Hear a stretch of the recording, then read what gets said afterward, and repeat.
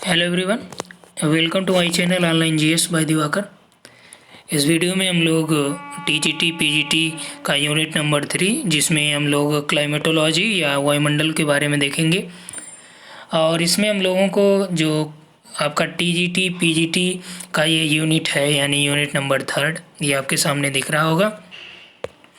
ये आपका पूरा क्लाइमेटोलॉजी का पोर्शन है। ठीक, क्लाइमेटोलॉजी का पार्ट है। ये टीजीटी का सिलेबस है और नेट का भी लगभग सिलेबस यही है। थोड़ा सा नेट में ज़्यादा है और पीजीटी में भी टीजीटी में भी मिला के लगभग सिलेबस सबका दोनों का सेम है।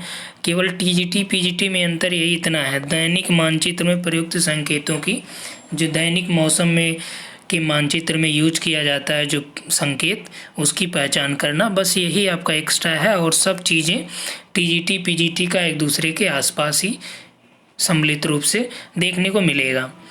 तो यहाँ पे हम लोग ये देखेंगे कि आपको ये यूनिट किस तरह से तैयार करना है और पीजीटी और टीजीटी में इस पर किस तरह के प्रश्न पूछे गए हैं। क्लियर हुआ? तो यहाँ पे हमने कुछ प्रश्नों को भी इंक्लूड कर रहा हूँ, सभी टॉपिक्स यहाँ पे प्रश्न इंक्लूड किया हूँ। तो यहाँ पे देखिए आपने टीजीटी का देख लिया। पीजीटी का जो सिलेबस है इसमें देखिए क्लाइमेटोलॉजी में यदि आप किताब को फॉलो करेंगे तो आप DS लाल की ले लीजिए या सपिंसर की ले लीजिए, उतने में आपका लगभग ये मिल जाएगा। लेकिन कुछ फैक्ट चीज़ों के लिए आपको अलग से यहाँ पे विभिन्न साइटों से सहयोग लेना पड़ेगा।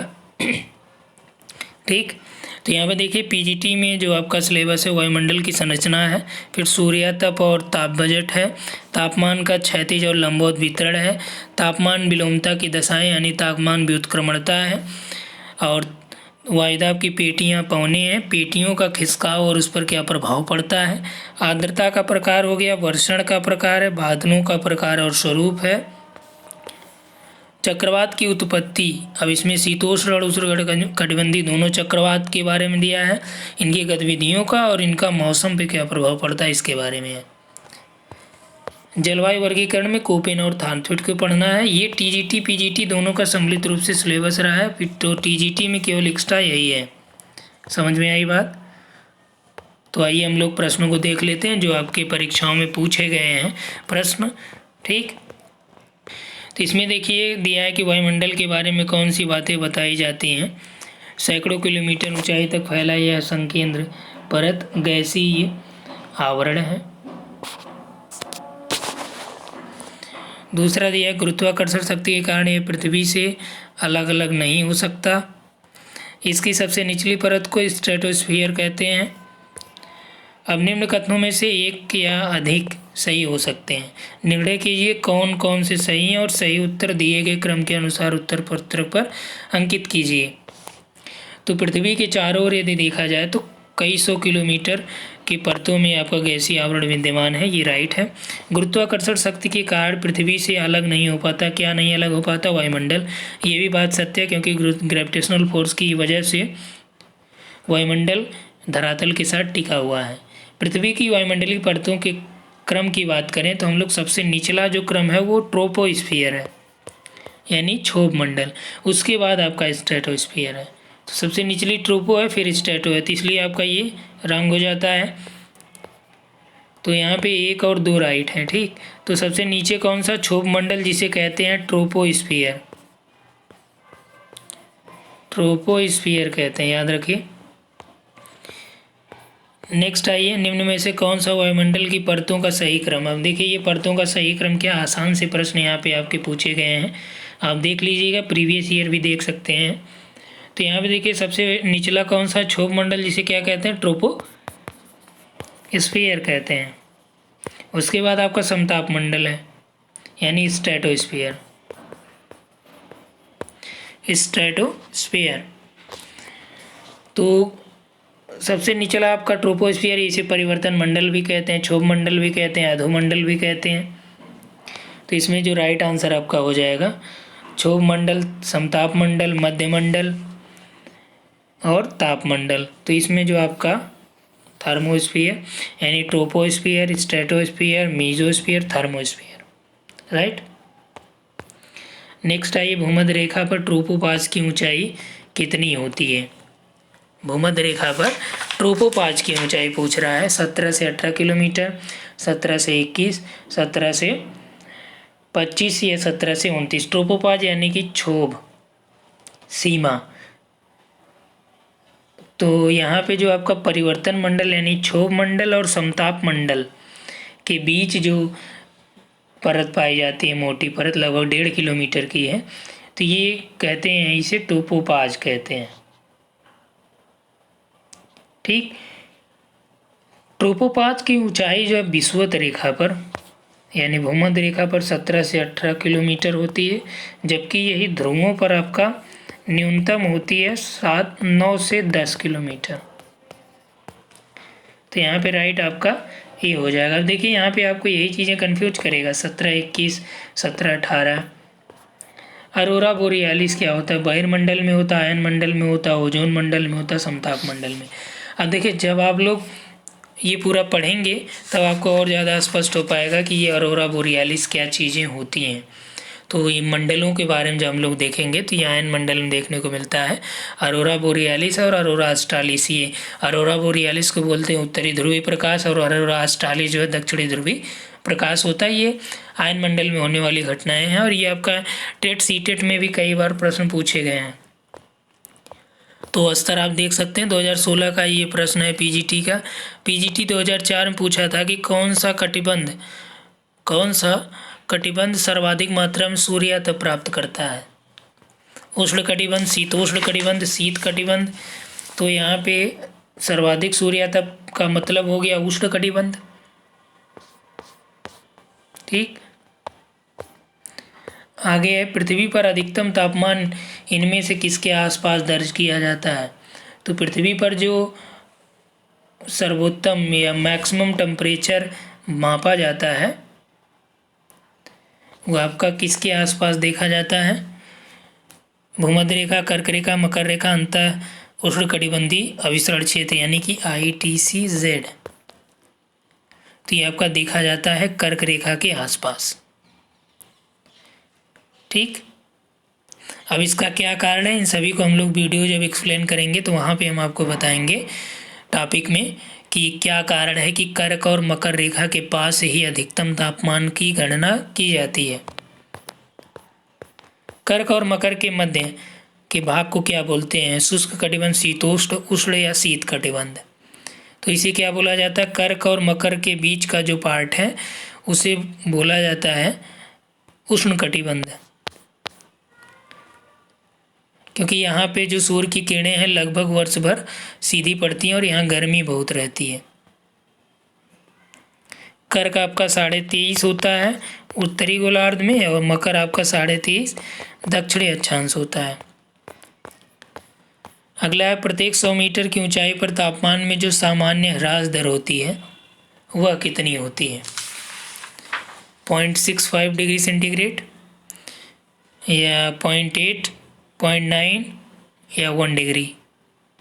तो ये कितना होता है? ये आपका 0.65। यही 100 मीटर की जगह 1000 मीटर होता तो 6.5 हो जाता। ठीक।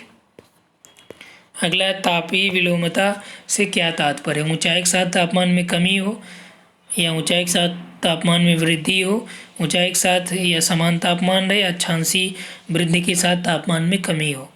तो जो तापमान प्रतिलोमता होती है वो ये होती है कि जनरली हम लोग क्या देखते हैं, अभी आपने पढ़ा कि 1000 मीटर ऊंचाई पर जाने पर जो टेम्परेचर है वो 6.5 डिग्री सेंटीग्रेड कम हो जाता है। ठीक। 1000 मीटर पे यदि ये कम होने के बजाय क्या हो जाए, बढ़ जाए, तब उसे क्या बोलते हैं? तापीय प्रतिलोमन, तापीय विलोमता। ठीक, उसे कहा जाता है। थर्मल इमर्जन भी कहते हैं। कौन सी पवनें हल्की व न्यून दाब वाली होती हैं? कौन सी पवनें हल्की होती हैं और निम्न दाब वाली होती हैं?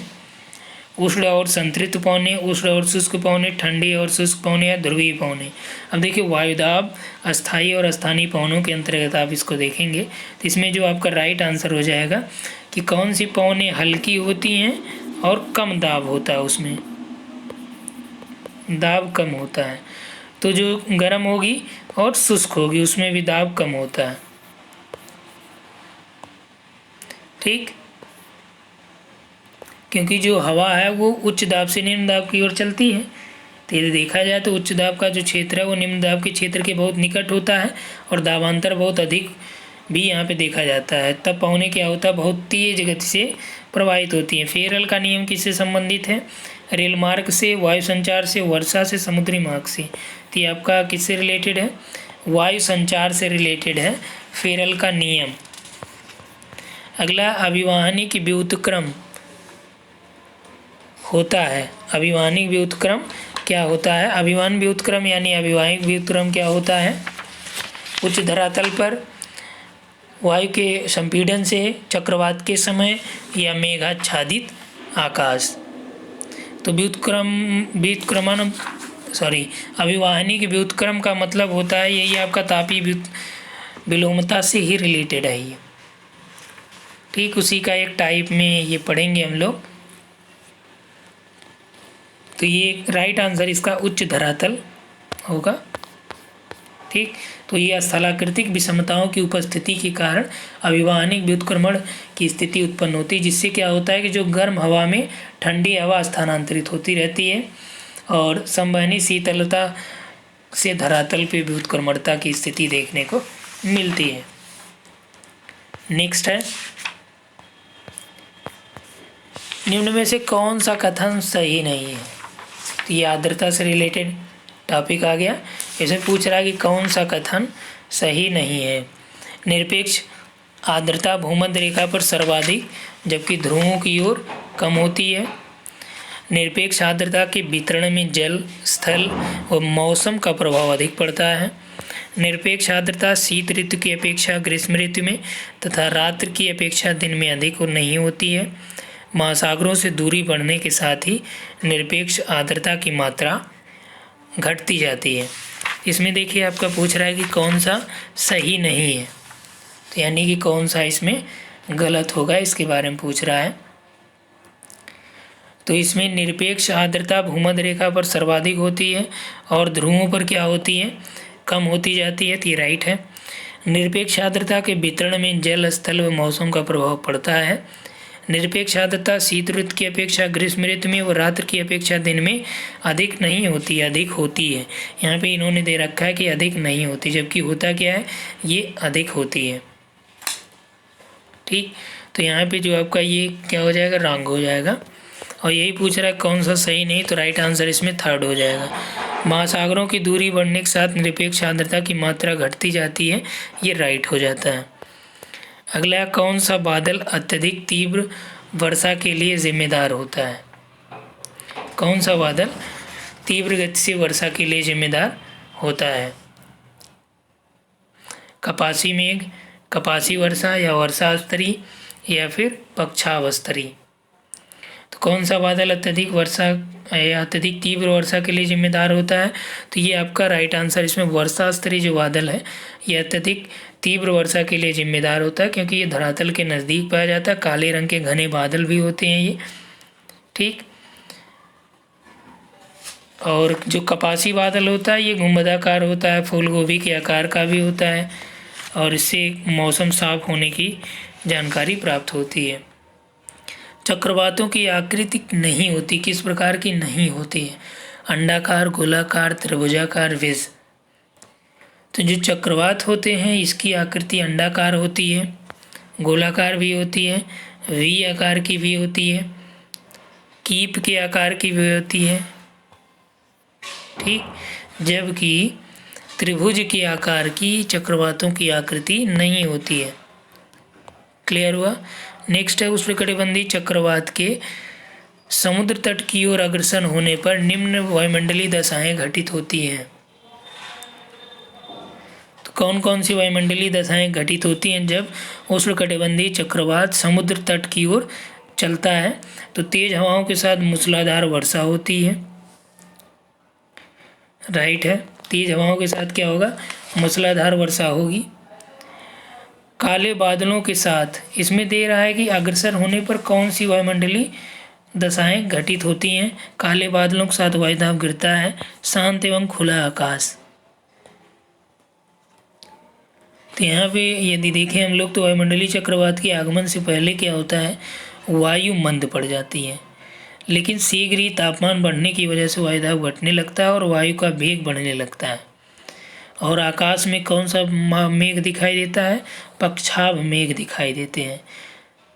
ठीक, जैसे जैसे ये सागर तट के नज़दीक आता है पवनें और तूफान का रूप धारण कर लेती हैं। आकाश में काला कपासी वर्षा मेघ का रूप धारण कर लेता है और उसके बाद वर्षा होती है। यानी कि पहले बादल घिरता है वायुदाब गिरने की वजह से, फिर मूसलाधार वर्षा होती है। जब मूसलाधार वर्षा हो जाती है उसके बाद क्या होता है कि अचानक वायु शांत हो जाती है और बादल जो है स्वच्छ हो जाता है, शांत हो जाता है। ठीक, यानी 213 इसमें दिया है कि इन दशाओं के घटने का सही अनुक्रम क्या है, यानी कि जैसे चक्रवात समुद्र तट के नज़दीक आएगा उसके जस्ट पहले क्या होगा, उसके बाद क्या होगा, उसके बाद क्या होगा। तो ये क्रम 213 का होगा। अगला, किसने कहा वनस्पति जलवायु का सही मापदंड है। किसने कहा है कि जो वनस्पतियां हैं ये जलवायु का सही मापदंड हैं। थॉर्नथ्वेट ने, स्टाम्प ने, ट्रिवार्था ने। तो राइट आंसर इसमें क्या हो जाएगा, इसको कोपेन महोदय ने कहा था। अगला है, निम्न कथन में भूमध्य सागरीय जलवायु से संबंधित है। तो भूमध्य सागरीय, अब देखिए यहाँ पे एक तो आपने देखा कि कोपेन और थॉर्नथ्वेट का होगा ही होगा। दूसरी बात यहाँ पे अलग अलग जलवायु के बारे में भी आपको थोड़ा सा फोकस करके चलना पड़ेगा। तो भूमध्य सागरीय जलवायु से ज़्यादातर प्रश्न पूछे गए हैं। तो भूमध्य सागरीय जलवायु की क्या विशेषताएं हैं ये यहाँ पे आपको देखना पड़ेगा। गर्मी में ये प्रदेश शुष्क स्थलीय हवाओं के प्रभाव में होता है, बात सही है।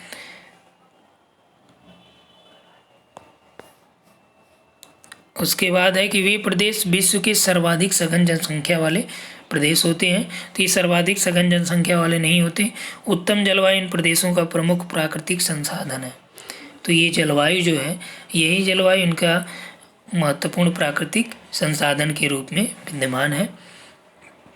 इसमें कह रहा है कि एक से अधिक सही हो सकता है।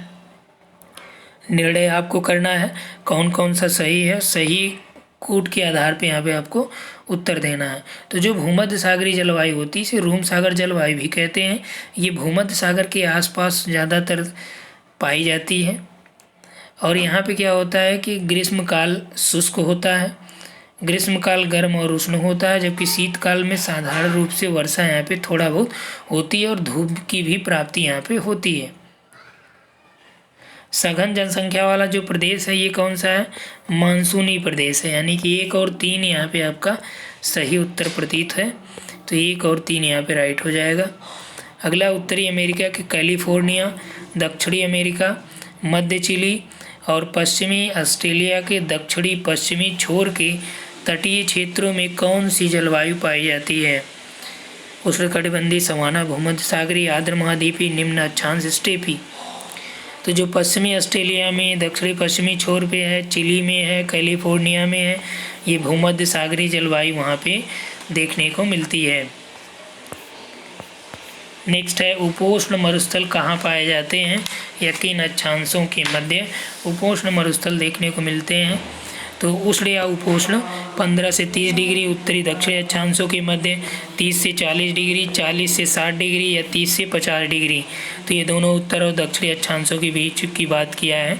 तो इसमें जो उष्ण और उपोष्ण मरुस्थल है ये आपका पाया जाता है 15 से 30 डिग्री अक्षांशों के मध्य दोनों गोलार्धों में उष्ण या उपोष्ण मरुस्थल देखने को मिलता है। ठीक, यानी भूमध्य रेखा के दोनों ओर महाद्वीपों के पश्चिमी भाग में उष्ण मरुस्थल देखने को मिलता है। इसमें आप एशिया का थार ले लीजिए, दक्षिणी बलूचिस्तान ले लीजिए, अरब प्रायद्वीप ले लीजिए, अफ्रीका में सहारा, कालाहारी, उत्तरी अमेरिका का आपका जो पश्चिमी मरुस्थलीय भाग है, या दक्षिणी अमेरिका में आटाकामा देख लीजिए, या फिर आपका ऑस्ट्रेलिया का पश्चिमी मरुस्थल, ये सभी इसमें शामिल होते हैं। क्योंकि यहाँ पे क्या होता है कि जो व्यापारिक पवने हैं उनके प्रभाव की वजह से यहाँ पे ये सब मरुस्थल देखने को मिलते हैं। क्योंकि पश्चिमी भागों में महाद्वीपों के पहुँचते पहुँचते ये जो व्यापारिक पवने ये शुष्क हो जाती है। क्योंकि इनकी दिशा की बात करें हम लोग तो जो व्यापारिक पवनों की दिशा इस तरह से होती है ठीक।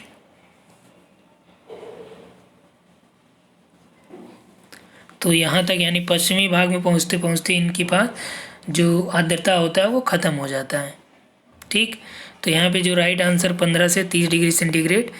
तो यहाँ पे देखिए हम लोगों ने लगभग 20 से 22 प्रश्नों को इसमें देखा है, और ये 20 से 22 प्रश्न से आप पूरा अंदाज़ा लगा सकते हैं कि किस तरह से आपको इस यूनिट को पढ़ना है और किस तरह के प्रश्न आपको इस यूनिट से पूछे गए हैं आपके टीजीटी और पीजीटी की परीक्षाओं के दृष्टिकोण से। तो अभी फोकस आपको क्या करना है, क्योंकि नेट का भी टॉपिक यही है, टीजीटी पीजीटी का भी है, लेकिन स्तर दोनों का अलग अलग, प्रश्न का स्तर। टॉपिक तो मैं आपको पूरा डिटेल्ड में, चाहे आप नेट की करिए चाहे टीजीटी पीजीटी का, दोनों को एक साथ सम्मिलित करते हुए काफ़ी विस्तृत तरीके से वो टॉपिक यहाँ पे आपको कराया जाएगा। ठीक। तो इस वीडियो में इतना ही। उम्मीद है आप लोगों को पसंद आया होगा। तो इसको वीडियो को लाइक करिएगा, अपने मित्रों तक शेयर करना मत भूलिएगा। Thanks for watching.